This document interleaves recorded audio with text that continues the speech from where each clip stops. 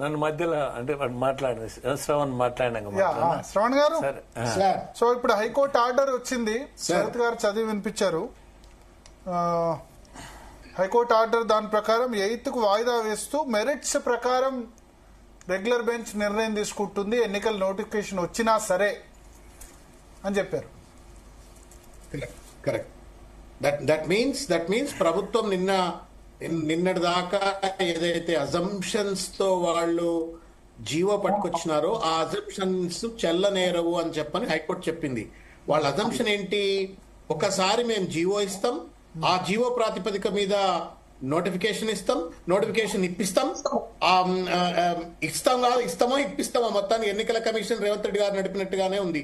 మేము ఇస్తాం, ఇచ్చిన తర్వాత ఒకసారి నోటిఫికేషన్ వచ్చింది కాబట్టి కోర్ట్స్ కెనాట్ ఇంటర్ఫియర్ అనేటువంటి ఒక ధీమాతో వాళ్ళు జీవో పట్టుకొచ్చినారు. ఇవాళ హైకోర్టు ఇచ్చిన తీర్పుతో వాళ్ళ అజంప్షన్ తప్పు, వాళ్లకు కాన్స్టిట్యూషనల్ వ్యాలిడిటీ గానీ లేకపోతే కాన్స్టిట్యూషనల్ శాంక్షన్ గానీ ఆ రకంగా జీవో ఇవ్వడం చెల్లనేరదు. ఇస్తే కూడా ఎలక్షన్ నోటిఫికేషన్ వస్తే కూడా మళ్ళా కోర్టులు ఇంటర్ఫియర్ అవుతాయని చెప్పని కోర్టు చెప్పింది. శరత్ గారు చాలా చాలా అద్భుతంగా సమరైజ్ చేసినారు. Chief minister is bound to follow the principles of the constitution. భారత రాజ్యాంగ ప్రిన్సిపల్స్ ను పాటిస్తూ ఆయన న్యాయ సూత్రాలకు లోబడి నిర్ణయాలు తీసుకోవాల్సిన అవసరం ఉంది. ఈ మొత్తం నేను ఇంతకుముందు తాడూరు శ్రీనివాస్ గారు నేను మాట్లాడినా ఏంది అంటే he's playing with the emotions of the backward class people. మీరు రైట్ ఫ్రమ్ ద ఫస్ట్ నిర్ణయం నుండి ప్రెసిడెంట్ ఆఫ్ ఇండియాకు బిల్స్ పంపినప్పటి నుండి మొదలుకుంటే ఇప్పటి వరకు కూడా ముందు చేసేది వెనక చేసేది ముందు చేస్తున్నారు.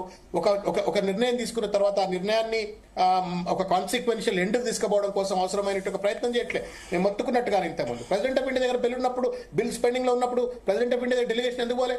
Why is that Rahul Gandhi as the leader of the opposition could not go to President of India? Appointment ఇవ్వకుంటే పోతారా?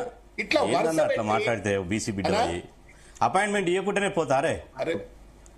ఏందన్నా కాదు శ్రవణ్ అన్న, నువ్వు బీసీ బిడ్డ ఉండి ఇట్లా మాట్లాడితే బీసీ బిడ్డ ఉండి కోర్టులు ఇప్పుడు స్టే ఇవ్వక ముందుకే అట్ట కాదన్నా, స్టే ఇవ్వక ముందుకే మనం స్టే ఇస్తే ఇక మొత్తం అగ్ర కులాల సంఘటన చేస్తాం మనం.